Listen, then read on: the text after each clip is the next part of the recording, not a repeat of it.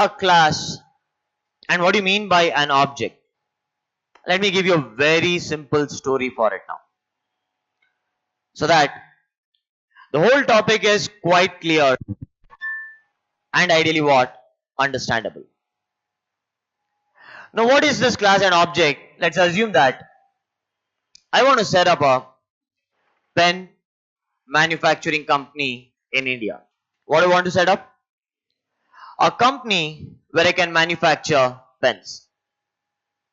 So what I decided ideally, I decided that let me go to Germany and import the machineries. So I went ahead, I got all that machineries here to India. I did the setup of that machinery. And how this machinery generates a pen, if you ask me, it's a very simple concept. Whenever I want pen, there is a generate button on the machinery. The moment you hit on the generate button, that machine generates one pen. Please understand this, because the same analogy is what classes and objects going to work on. Same principle. Again, if I want 2 pens, I will hit on the generate button how many times? 2 times. It will give me the pens twice. If I want 100 pens, I need to hit on the generate button how many times? 100 times. If I want 50 pens, I will hit on the generate button 50 times. Which means every time I want the object pen, I am going ahead and requesting it by hitting on generate button. And machinery here is playing a role to just give me what? A pen. Right? I need to request that machinery which gives me ideally so called as what? A pen. Is that clear, guys, everybody now? That is what your machinery is capable to do. Now the same concept I'm going to apply here. Whatever class I'm going to create here now, please understand, this class which I'm creating out here is alias machinery. What a machinery does?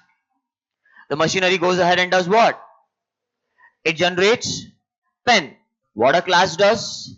Class is nothing but a factory which what? Generates pen. What it generates? Pen. So the role of the class is only give me an object. Right? The role of the class here is now, instead of writing down pen, I'm going to write, it gives me an object. Okay? Now in this class, I've got some data, a member. Let's say int I equals 10. Okay? Now here I'm going to write down public static void main. Now the question is, I need to request this class telling that give me one object. In case of machinery, we had a generate button. The moment I hit on generate button, I would get an object. But in case of a class, I don't have a generate button.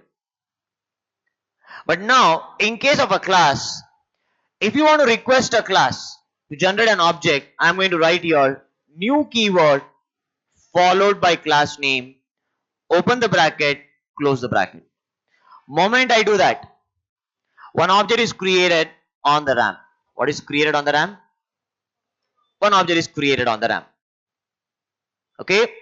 So if I hit on generate button once, how many times it gives me the pen? Once. If I hit on the generate button twice, how many pens will it give me? 2 times. Similarly, if you look at this new keyword followed by A, this is equivalent to what? Generate button. If I write the statement once, it will give me one object. If I write the same thing twice, it's going to give me one more object. If I write this now, once again, new followed by A thrice, it's like hitting on generate button 3 times. Every time I hit on the generate button, what do I get here is an object.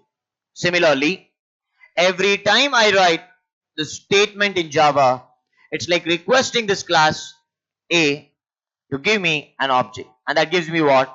One object. Is that clear, everybody now? Right? Did you get this now, the whole principle out here?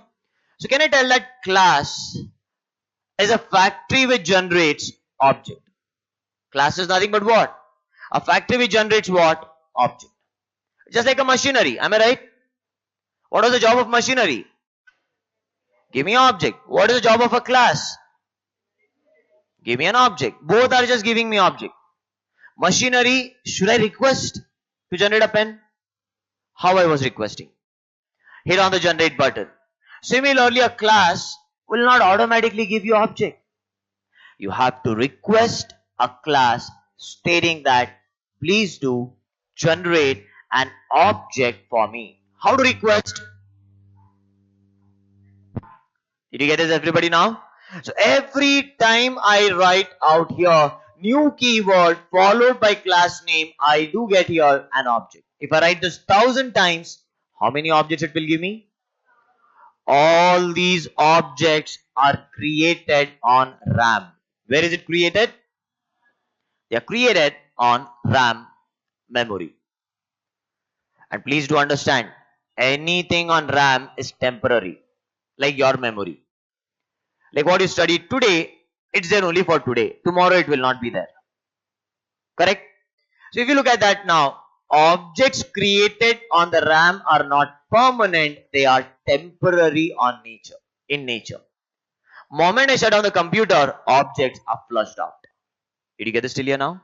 Let's proceed further. Okay. Do not write down anything because I'm going to give you the full notes for this. Okay.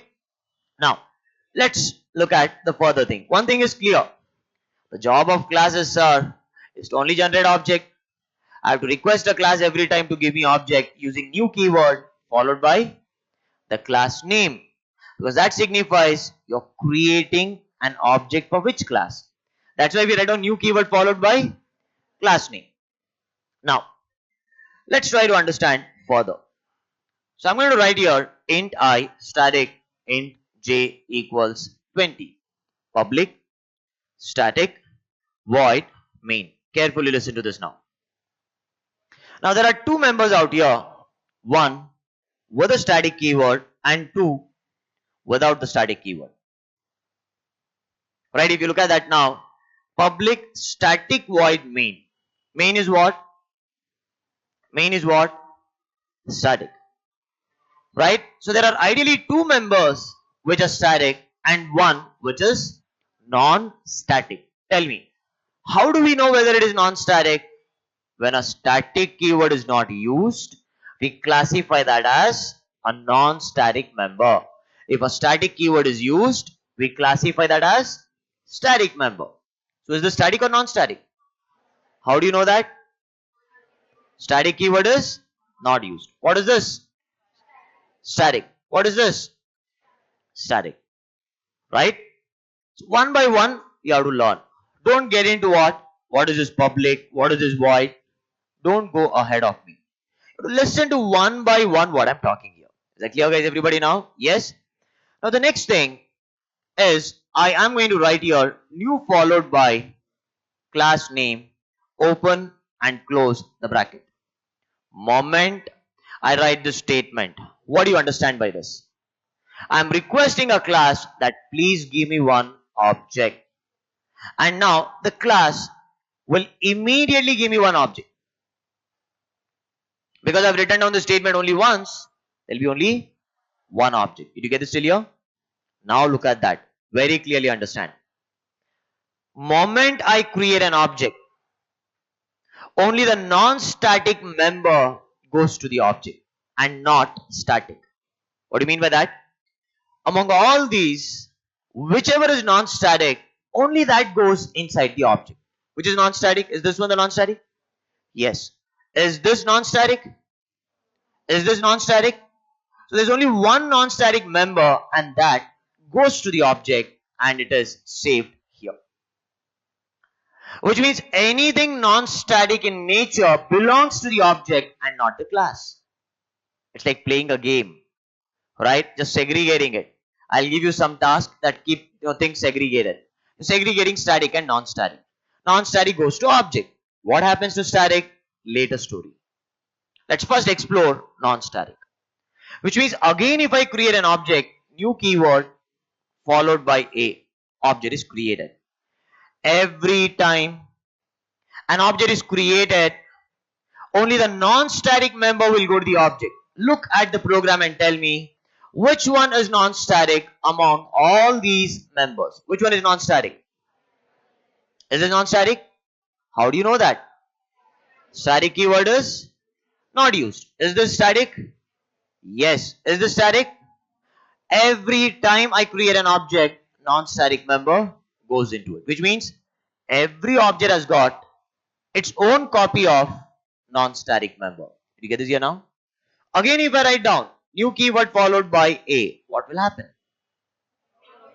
An object is created. Every time I create an object, what goes to the object? Non-static. Which is non-static? Only I. So I goes to object.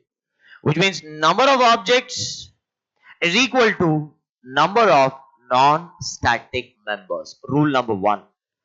Whenever you're writing a program, the number of copies of non-static member is equal to number of objects created out there.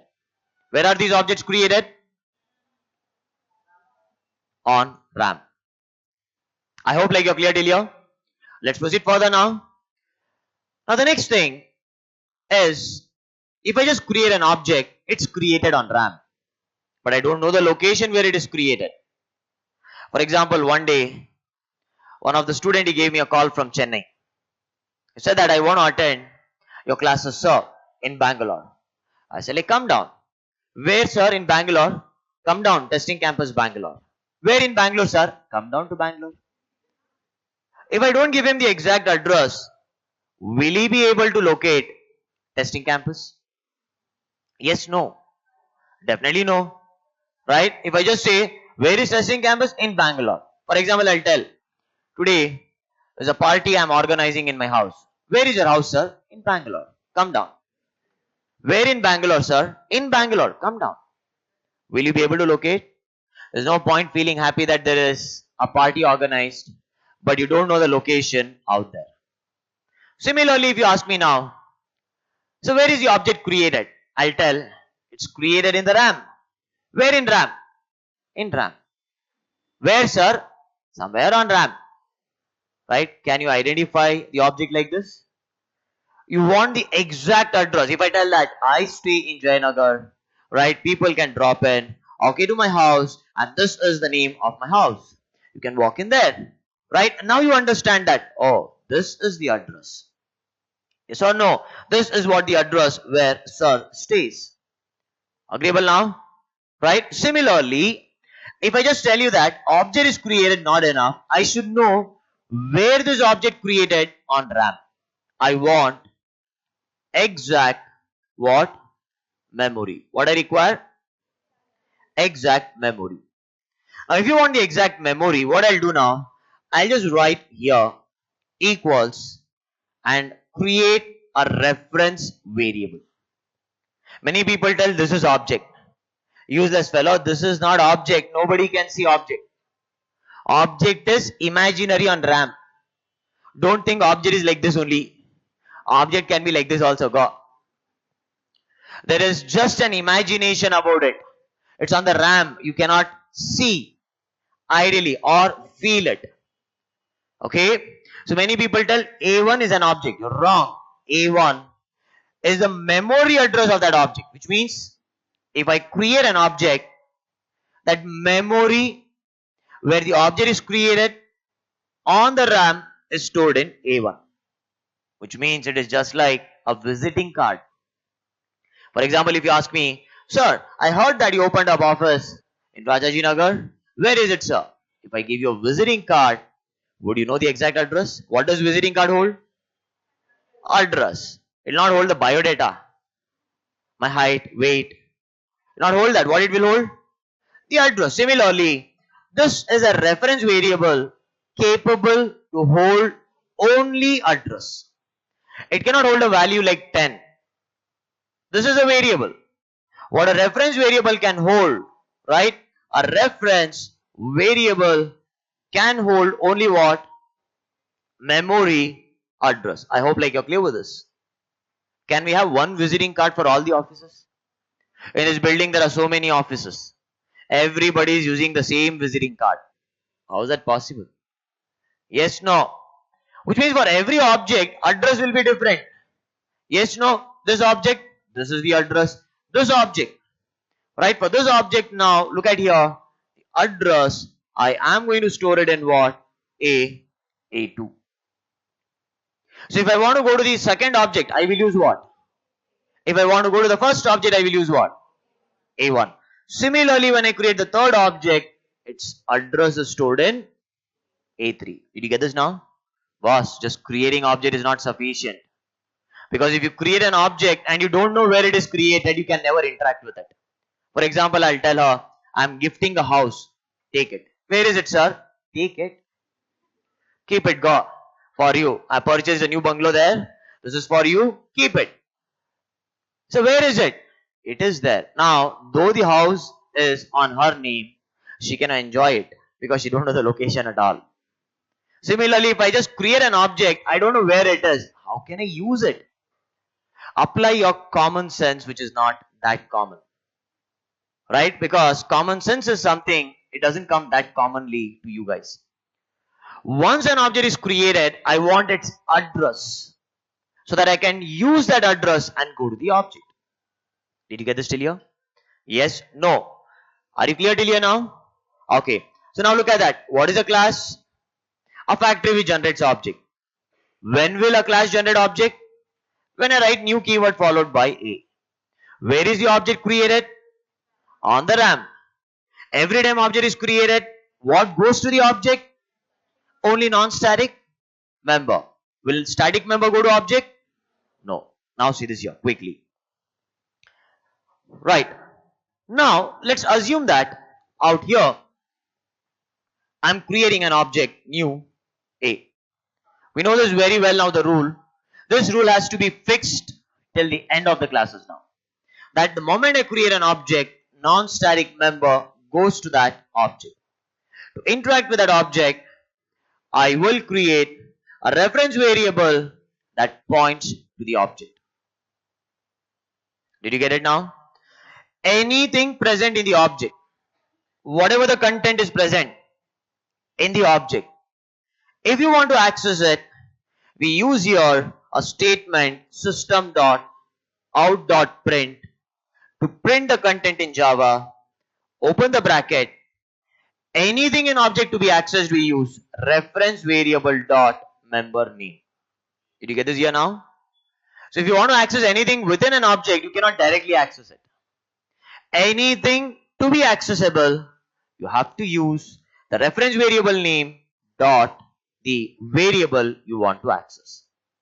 Which means this is how I'm going to access a1.i and it gives me the output as what?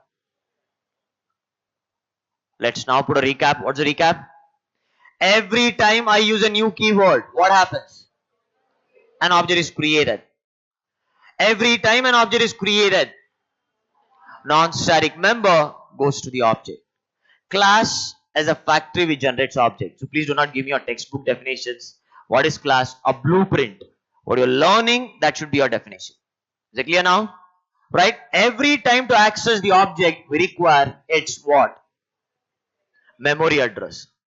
Anything present inside the object is accessed using reference variable dot what? The member name. Did you get this till here? Yes? No? Right. Now please understand the next thing. Always, as of now, keep that in mind. Program will start executing from what? Main method. It will run from where? That's the starting point of execution in Java. We can also develop a class without main, which you will see in your advanced classes like JUnit, where we don't use main method out there. Is it clear now? But as of now, let's stick on to the ground rule. Always when you're creating a class right now, make sure there is main method because that's the point from where the execution will start. Is that clear guys now? Sure? Guaranteed? 100%? How many objects is getting created now? How many members will go to the object? One, how will I access the content of object? Reference variable dot. How do I print anything in Java? Okay, so let's type this program now. Now, I'm not going to type the program on Notepad, right? And I don't want you also to practice anything on Notepad. Because when you join companies, nobody will use Notepad. We either use Eclipse or NetBeans, right? Both are similar. Eclipse or NetBeans is nothing but a rich editor. It's not like black and white editor like Notepad. It has got intelligence, which can help me to do what? Auto completion. What I see, many people, course syllabus, it's written down, installing Eclipse. Boss, Eclipse is never installed. The first correction. Eclipse is directly used. So whatever programs I'm going to now teach you here, we're going to make it very much handy by typing it in Eclipse. But before installing Eclipse, JDK should be there. Eclipse will not work without JDK. So first install Java Development Kit. Only after installing JDK, you have to install Eclipse, or you will get this error. Sorry, the JRE is missing. This is what the message you will get it. So you need to download that from Google Uncle. Again, Eclipse, there are two types. What is that? One is 32-bit, the other one is download 32-bit, doesn't work, then download 64-bit. But the Eclipse which you are downloading, make sure you download Java for EE developer. I want this Eclipse. Why, sir? Further, when you're learning J2EE here, you're learning Selenium out here, I want this Eclipse. There are different varieties of Eclipse. Keep that in mind. The one which we require is Java for EE developer. Download Eclipse. It will be a zipped file. Now there are talented people, they will never unzip the file. Directly they will start using. Use this fellow. A zipped file needs to be extracted. Right click on that, extract the zip file. As we see here now. So I'm going to teach you here on Eclipse how to create the programs, because every program you're going to type and learn by yourself. Is that clear now? So please see this here guys now. What we're going to do out here, download Eclipse. It will be a zipped file. Now after you download, extract. Now don't tell me you don't know how to extract it. Extracting is you need to have WinZip or WinRAR. Where you're extracting it, that is what the folder will be created. There's a place where the folder will be created. So it's now created on the desktop. This folder once created, just say Jai Shri Ram and double click. Otherwise it will not open. Then select Eclipse. Right? If you're on Windows 10 or 8, this is the best way to launch. Select, go to manage and select run as administrator. Many times people double click, it doesn't work. It doesn't launch. So make this as a habit that you go here and launch it. Eclipse will launch. Tell me, where did I install? Did I install? No. The moment you double click, it will give you workspace. What is workspace? Workspace is the path where the programs which I create, by default it will get saved. Which means every program what I'm going to write now will be present in this folder. Sir, I want to change this. Do it. You can browse and select the folder of your choice. And the programs will be on the other folders now. If you got any other folder now, for example, you want to create a folder with the name Om. Do it. Or you want to create a folder with your girlfriend's name. Do it. Right? But folder should be there to browse and select. Folder is only not there, you browse and select. Isn't it too much? Right? People do not apply it will not create folder. Folder should be there to browse and select. Yes or no? See, when you download an image, folder should be there for you to decide which folder to save. Folder only not there. How can I save? Workspace folder is automatically created. When I create what? When I launch Eclipse. This is automatically created. But the other folders which are browsing and selecting should be created by us first. So I'm going to click here on what now? Okay. What I'm going to click here on? Okay. Once I click on OK, Eclipse will launch. Now when you launch Eclipse, you will ideally see a what? You will see, okay, a blank page, and everything on the left hand side, it will be blank, just like your head. Now, all you need to do is, once it launches, now you can celebrate little bit by taking 3060, because happily the Eclipse has launched, and this will launch only when you have got JDK installed. Yesterday, 1947 story. Remember black and white? I taught you something what? Installing JDK and compiling classes in different ways. You remember? Thank God. Now here in Project Explorer, right click, go to new, select project. What you will select? Project. I want to practice Java programs. So I'll select Java. If it is not there in the wizard, type Java. And you get that here. Wizard is an area where you can type and you get the options populated. Okay. You're going to select now Java project. And then click on next and give the project name. Let's say I'm going to give the project name as app Java 1. And click on ideally what? See here, click on what? Finish. You'll get this option, open perspective window. Click on no. I hope like you got this now.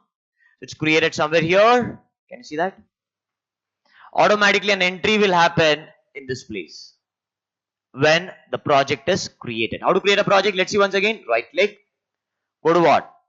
Help me out with this. New project. Java project. Next. Give the project name. App Java 2. Hit on enter. Here. No. Do we see the entry here? Right. Now once the project is created, expand that project. Go to this SRC folder. Where will you go? Say promise you will go here. Tell. What? Promise I will go to what? SRC folder. Right click. Then go to what? New and select class. How many times will you select project? Use this fellow. Keep creating only project your entire life. Project is created already. After constructing house, inside house will I create one more house? Monkey fellow, project is already done here. Yes or no? Right click and in that project I require a class. Give the class name. Enter. So it's so easy to create when compared to Notepad now. Now let's type the program what I taught you. I created int I equals 10. Then static int j equals 20. Now see main method. What people will do, they'll type public, static, void, and what they will do, syntax only incorrect. Boss, when you're in Eclipse, I'll be teaching you lots of shortcuts. You people are going to use those shortcuts, what I'm going to teach you. Is that clear now? Now when you want main, just type main, control, space bar, enter. Got it now? Let me do this twice, because things doesn't enter your head once. Type main in lowercase. Look at that. Main, control, space bar, and enter. Done? Now the next thing is I need to create object. How to create? Now if I create object, how to interact with it? I don't know where it is created. If you want to know where it is created, I require its address. Fair enough? What goes to object? Will I go to object or will J go to object? Or you will go to the object? I will go to the object. So I'm going to now type system.out.println. I cannot write SOP here. Use as well. Who taught you this? SOP I write down on the board for shortcut. So whatever I write on the board, PSVM. You don't type like this in Eclipse. Unnecessary in young age only gone. You're jobless. You got a dream that you'll get a job. Yes or no? Take a job. One day everybody has to die. But enjoy your life and die. Yes, no. That is on the board.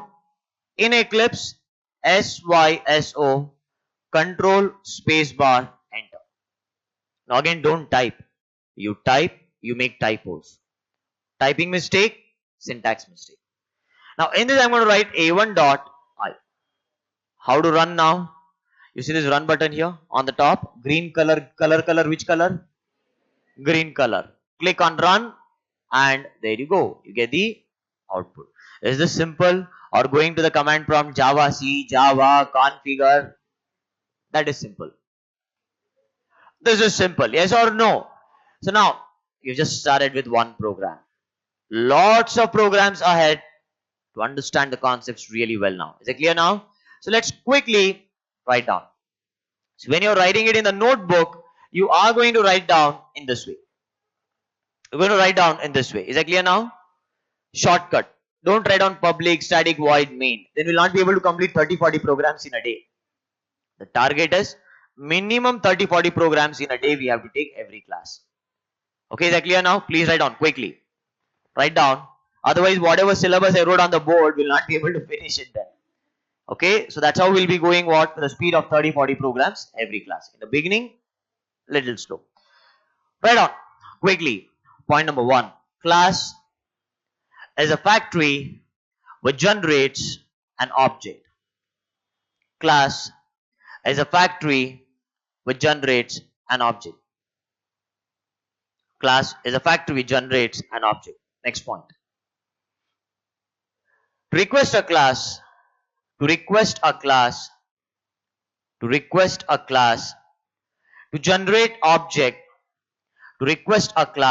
generate object, we use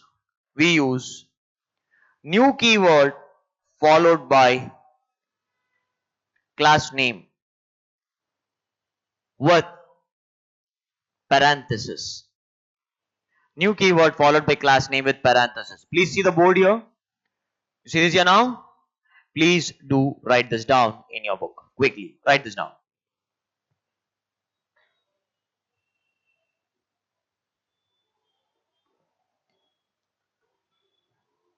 Done?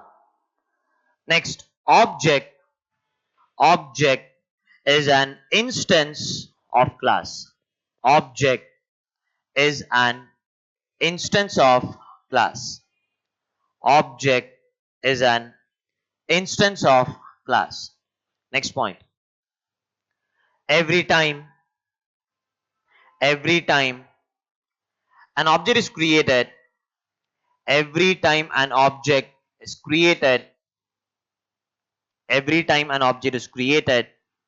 only non-static members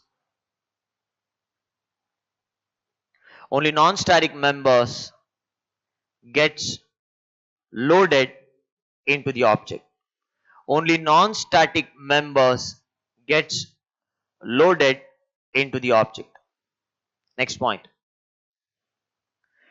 To access the object,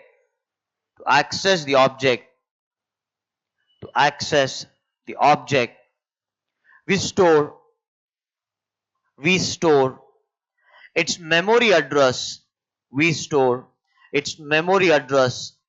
In the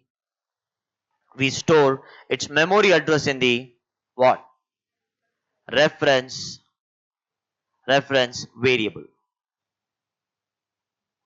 Syntax, class name space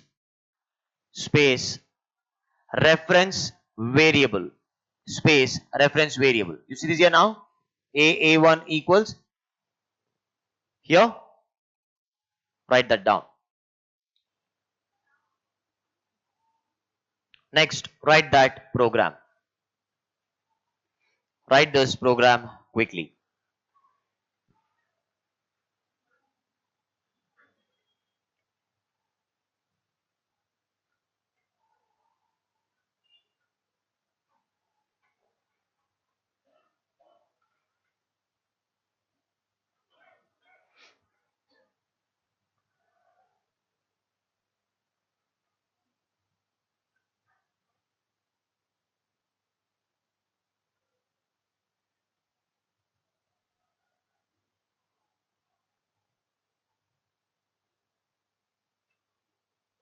And I want you to use, while you're writing in your books, these shortcuts.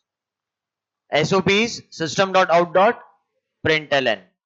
PSVM is public static void main. So you need to use the shortcuts while you're writing the programs in your books. Okay. Now anyways, we're going to take lots of examples ahead and lots of programs you're going to type in Eclipse. We just start with a very basic program. As we don't know yet what is static, right? And there are many things we need to explore here. We're going to learn that, be perfect with that, and then we shall continue with what? The further concepts. Is it clear, guys, now? Right? So here we are going to stop this particular lecture for the day, and in the next lecture we are going to what? Learn more about these programs. Is that clear now? Yes?